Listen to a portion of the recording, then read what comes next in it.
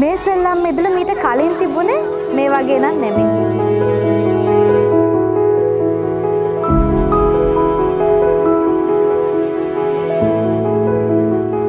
උන්චිලාව පදින්න බැරුව උඩ එල්ලලා තියෙද්දි සීසෝ එක උඩ නගින්නවත් බැරුව ඒක කැඩිලා තියෙද්දි මේ පුංචි අය ඒව දිහා බලාගෙන කොච්චර දුකින් ඉන්නේ නැද්ද?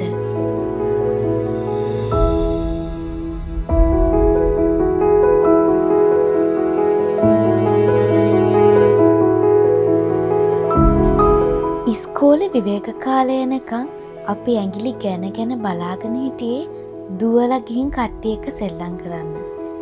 සෙල්ලම් කරන තරම් සතුටක් වෙන තිබුණේ නැති තරම්.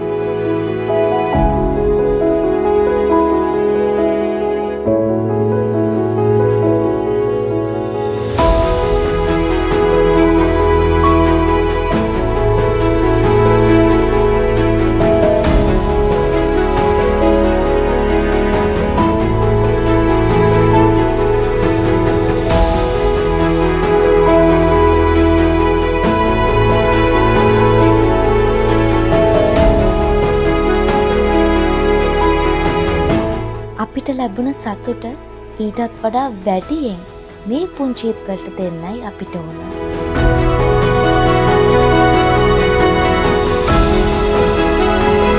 හැබැයි දැන් බලන්නකෝ යාළගේ සතුට. ආයතනයක් විදියට මේ සතුට තමයි අපිට ඕන.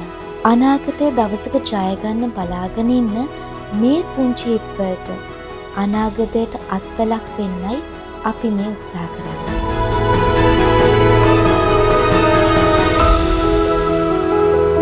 අපේ මේ වෑයම මේ පුංචි සමනල්ලුන්ට තටු දෙන්න පියාඹන්න.